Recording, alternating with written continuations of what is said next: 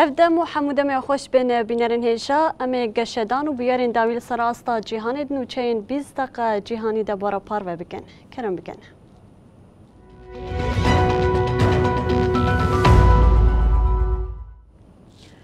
دوباره دما خوش به لیبیا بسالان کریزا سیاسی لهایی جارکدن روش آلوز دبه جبر تکلین به اسرائیل ره لناوا لیبیا خو پیشاندان پیکاتن لسرویه که وزیر کار درویا لیبیا المنگوش جکار هاته گرتون. في هذه المرحلة بأن المسار الأمني العسكري سروك وزير ليبيا وزير كار دروا نجلاء المنگوش کو به هم پیشه خوی اسرائیل را هفدیتنه که نفرمی بیک آنی بو جئر گرت. هفدیتنه منگوش بو وزیر کار دروی اسرائیل ایلی کوهین راستی هیرسا لیبیان هات. ایلی کوهین هفدیتنا به المانگوش را و که پینگاوا یکمین آدیروکی یا آواکرنا پیوندی بناف کر. اسرائیل دخوازه بولاتین عربی و ین بگرانی مسلمان کو لیبیا دواره پترول دا دولة مندجی تیکلین خباش بکر. لی مجلس سروکاتیه یا لیبیای کوسی هرمین جودا ین ولا تمثیل دکراکاند کو نورمال کرنا تیکلین به اسرائیل را نقانونیه. ددما کو اوفیسا سروکاتیه یا لمجلس المانگوش بخیانت سوجدار کرده سروک وزیر عبدالحمید دوبیبه بدجی وزیر کار درولی پرسین دا دسپی کرن. کوهین گوت او مانگوش د چارچوبه یا لوتکه لرومای هات کرنده به تصادفی جویانه. د جوینه ده پوتانسیل آمزن آتیگیلین هر دو ولاتان هات گوتو بیش کرن. کوهینانی زمان کوان لسر گرینگی آلیکاریا اسرائیلی به کاروبارین مرووی چاندنی پاراستنا آوی او پاراستنا میراتا جوهیان لیبیا گوتو بیش کرن. لآلیه دن و وزارت کار درویا لیبیا ادعا کرد که المانگوش هفدیتنا بنونرین اسرائیلی را رد کریه و تشتا کبویه هفدیتنا که نه آماده و پلان کریا وزارت کار درویا ایتالیاییه. لداخویانی ده هر وها تکز لسرویه که هات کرن که ده هفدیتنا ده تومجار نهاتیه گوتو بیش کرن لحف کرن و دانوستان نهات نگرن. پشتینوچه جوینه لپایتخت طرابلس و هن باجارندن خو پیشاندان هاتن بدارخستن. دو خو پیشاندان در هات کردن لاستیکاتن شوتاندن و آلاین فلسطینی جالی خو پیشاندیران و هاتن دالقاندن. لگل حکومت که دمکیان ناونتویه کل طرابلس تیناس کرن و دست هلاداریه که دجبر لروشلات لیبیا بسالان دناوا کریزی ده. هولدان اسرائیلی جبودانی تیکلین دیپلماتیک بولاتین عرب و مسلمان را به پیمان ابراهیم آده 2020 را دست بیکر. اسرائیل حتانها بی امارات، بحرین، سودان و فاسره تیکلی دانیه. جون طالشکریا لنیجری ریوبریا ولات بدست خستی هبونا فرانسا لولات ناخوازه. 48 ساعت گو نیجری دابو بالیوز فرانسایی یلی نعامای گو جولات درکوه بدایی بو. ریوبریا پاریس جید بیجه او جون طالشکری ناسناکه و بالیوز خواه جه نیجری نکشینه.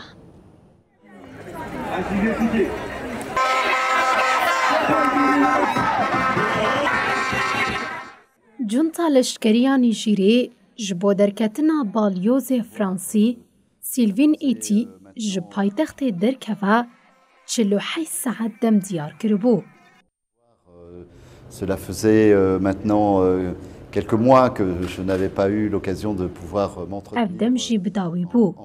Li gorî agahiyên ji çavkaniyên herîmî hatin girtin, li derdora balyozxaneya Fransaya li Neamayê tedbîrên ewlehiyê hatin zêde kirin û destûr nayê dayin ku kes nêzî herêmê bibe. Leur vision a façonné le monde qui nous entoure, des règles qui régissent l'action internationale jusqu'aux instruments multilatéraux. Fransa ra gihand ku ew biryara rêveberiya leşkerî nas nakin û ê îtê li Nîjerê bimîne. Hat diyar kirin ku ger îtê ji welê derkeve dibe ku ceyran û ava rûniştina balyozxaneyê bêqutkirin. Le Conseil national pour la sauvegarde de la patrie est composé ainsi qu'il suit.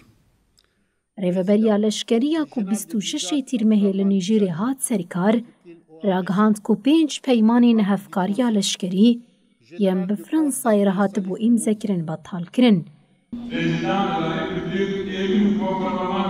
Serokkomar Mihemed Bazûm li Nîjerê 26 tîrmehê ji aliyê endamên alaya parêzvanên serokkomariyê ve hatibû binçavkirin.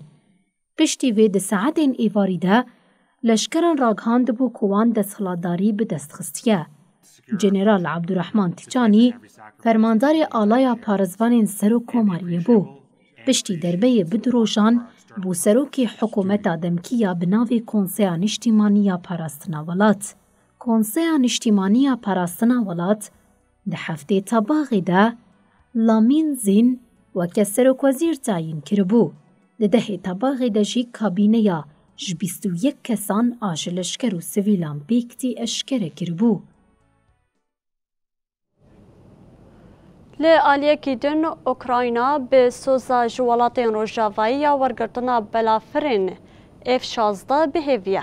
Wezîrê Parastinê Reznikov got F-16 dikare rewşa şer biguherînin.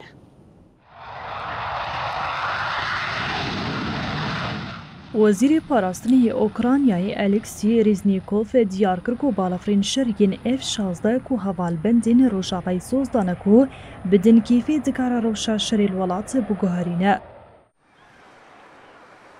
Wezîrê Ukraynayê anî ziman ku ew bikaranîna F-16 Rojavayê di şer de weke guhartina lîstika ciddî dibîne got. Ev yek wê bibe sedema nebûnekî girîng di şerê wan yên Parastiniyê li dijî êrişên Rûsyayê. Li gorî nûçeya rojnameya Almanî Bild, Reznikov pêşbînî dike ku F-16 ji bihara sala bê ve werin bikaranîne. Reznikov ji çapameniya Almanyayê re da xuyanek da. Reznikov diyar kir ku xebatên binasaziyê yên li ser bikaranîna F-16 hatine dest pêkirin û pîlot, endezyar û teknîsyanên Ukraynayê di vê çarçovê de tîne perwerdekirin. Ev yek dibe ku şeş meh heta bêhtir jî dirêj bike. Wezîrê Ukraynayê anî ziman ku ji ber vê sedemê ew difikire bikaranîna balafiran bo sala bême. Piştî ku Washingtonê destûr da şandina balafirên F-16 bo Ukraynayê, çend welatên Rojava ragihandin ku ew ê bi dehan balafirên şeriyên Amerîkî bidin kîfê.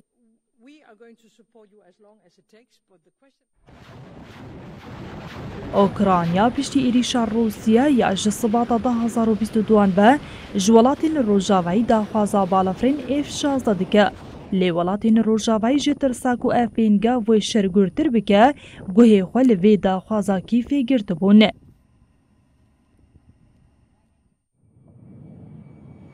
Wezareta Parastinê ya Rûsyayê ragihand ku mûşeka Krozê ya Ukraynayê li ser bihara reş hatiye pûçkirin. Wezaretê di daxuyaniya xwe de li ser bûyerê ev agahî parve kir. Îro hewildanekî nû ya rejîma kîfê ya êrîşa li ser bendaveke xaka Rûsyayê hat pûçkirin. Mûşekê ji aliyê Pargala Parastinê ya Asmanî ve hatiye têkbirin. Piştî mirina Prigojîn wê çarenûsa koma çekdarên Wagner got bê serokmaya çawa be. Pirsa herî girîng ji bo welatên Yekîtiya Ewropayê ew e got gelo Wagner wê li Belarusê hebûna xwe bidûmîne yan naye.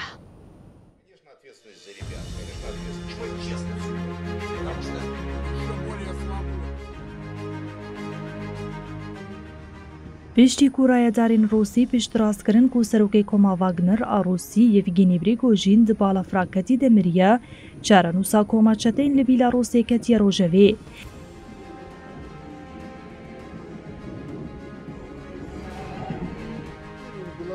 Serokê Bîlarûs Alexander Lukashenko roja înê diyar kir ku koma Wagner wê li Bîlarûsê bimîne û got Wagner jiya saxa wê li Bîlarûsê bijî. Piştî serhildana Wagner ya dawiya hezîranê serokê Rûsya Vladimir Putin destûr da ku Prigojîn û çekdarên wî bêyî ku bênedar zandin biçin Bîlarûsê. Hebûna Wagner li Bîlarûsê dibe sedema alozyan li welatên Ewropaya Rojhilat nemazel Polonyaya cîran. Welatên hevalbendên NATO yên Ewropaya Rojhilat yên hêza Putin li ser vê komê dizane ji rewşê bifikarin. Lê karekî din yê kirêgirtiyên Wagner li Bîlarûsê bi hêzkirina destê Lukashenkoya ku NATO ji bo hêza xwe xeter dibîne. Koma Wagner ku li gelekê deverên cîhanê bi taybetî li Efrîkayê xwedî ezmûna pevçûnan e beşdarî perwerdekirina leşkerên Bîlarûsî dibe. Di vê çarçovê de têgotin ji 4000 heta 5000 endamên Wagner li welatin. Duê demê de jî gelek axaftin dihatin kirin ku leşkerên Wagner ji bo ewlekariya çekên atomî yên Rûsyayê ku di meha tîrmehê de li Bîlarûsê hatibûne bicihkirin hatine erkedarkirin.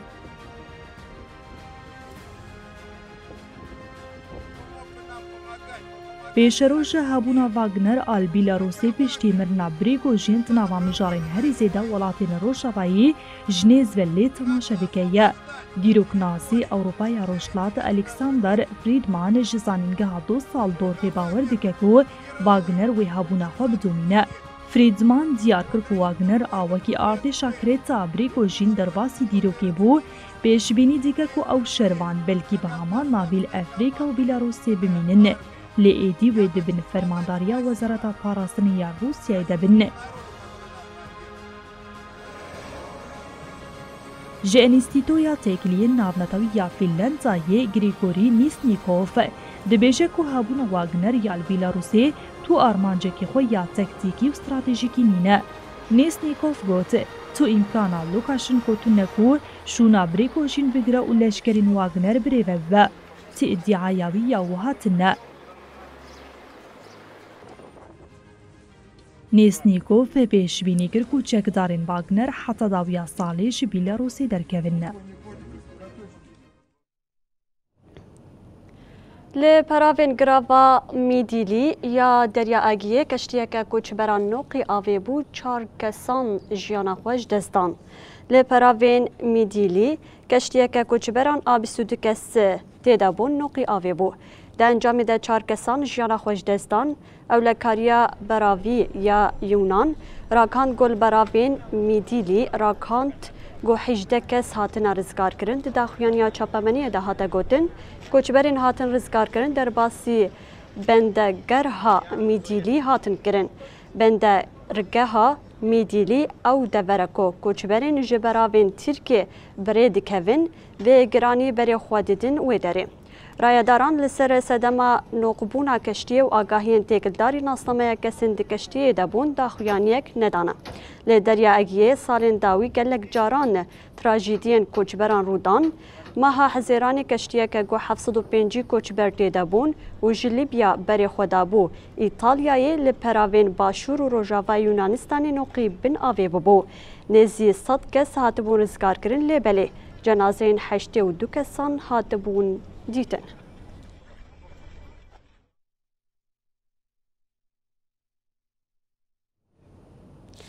Li Fransayê tê plankirin goj li dibistanan li xwekirina kincên hicabê yên bi navê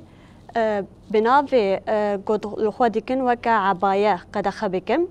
Wezîrê Perwerdehiyê Atal diyar kir got wê di demeke nêzde şeklê cil û bergên û ji dibistanan re bêşandin.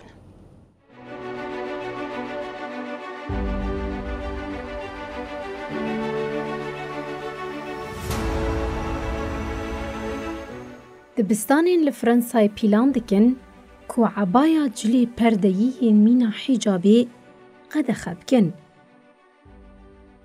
Wezîrê Perwerdehiyê Gabriel Attal êvara yekşemê ji TF1 re got êdî ebaya tune. Wezîrê Fransî qedexeya li xwekirina ebayê weke biryareke pêwîst û dadmendane nirxand. Qui souvent, parce qu'elles travaillent beaucoup, n'ont pas droit aux aides. Et donc je veux qu'on avance pour elles aussi et qu'on trouve des solutions. Wezîrê Perwerdehiyê Attal diyar kir ku beriya dibistanan di çare îlonê de bên vekirin wê cilûbergên nû ji rêveberiya dibistanan re bêne şandin. Ebaya cil û bergên jinan ku laş ji milan heta bilingan digire bi piranî li welatên wekî Bakurê Efrîka, nêvgirava Ereban, Îran û Misir li xwe têkirin. Li Fransa, ku wekî welatekî laîqa ku ol û karûbarên dewletê bi tundî ji hevcûdan e, di van demên da wî de nîqaştê nekirin ku ji ber cewhera xwe ya olî divê ev cil li dibistanan bêne qedexekirin. Li Fransayê li gorî qanûna ku di sala 1994 de hat derxistin, destûr hat dayîn ku sembolên olî li dibistanan bi rengekî nediyar xuya bibin. 10 sal şûn de li dibistanan sermayê bi temamî hat qedexekirin. Lê belê, kipa û xaç ne di nava qedexeyê de ne. Di sala 2010 de li Fransayê li cihên giştî girtina rûyê bi perdeyê hate qedexekirin. Li gorî texmînan li Fransayê ku nüfusa wê 67 milyon e, 3.5 heta 6 milyon Müslüman hene. Hindistanê piştîrkirina rekorda candaryana Sisê bi ser wê heyvê agahiyên yekem parvekir. Li gorî agahiyan rekorda Vikram têkildarî germahiya li ser heyvê raporeke şandiye. Dê lêkolînê de germahiya di kurahiya 8 santimetreyan de li ser wê heyvê weke 10 pileyî hatiye tomarkirin.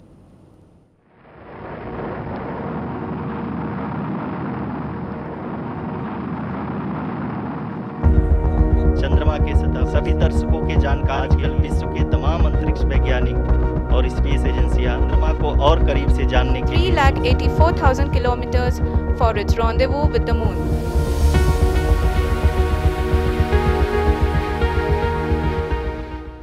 Hindistanê piştî rêkirina roketa Chandrayaan 3 bi ser rûyê heyvê agahiyên yekem parvekir.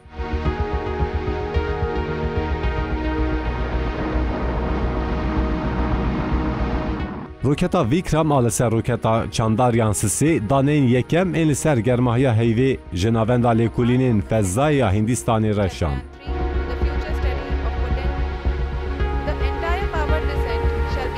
Ev agahî ji aliyê Ajansa Nûçeyên a Asya News International ya Hindistanê ve hate ragihandin. Ajansê diyar kir roketa Vikram bi serketî li ser rûyê heyvê rûnişt. İsro encama lêkolînê di posta xwe ya li ser platforma medya civakiya X de parvekir. Li gor raporê germahiya di kuraya 8 santimetreyan de li ser rûyê heyvê weke 10 pileyî hatiye tomarkirin û her diçe zêde dibe. İsroyê diyar kir ev dan cara yekem li Qutba Başûrê heyvê hatiye keşifkirin û hêjî lêkolîn dewam dikin.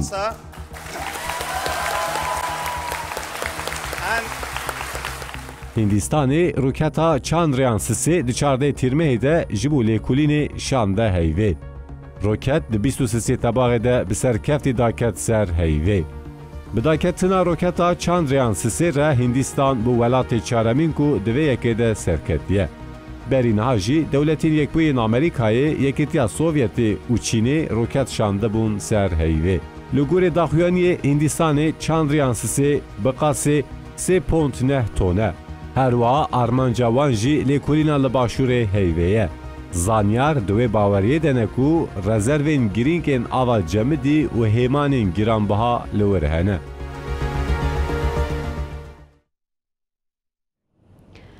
Bînerên hêjam giştên dawiya nûçeyên 20 cîhan her şad û bexdar bin.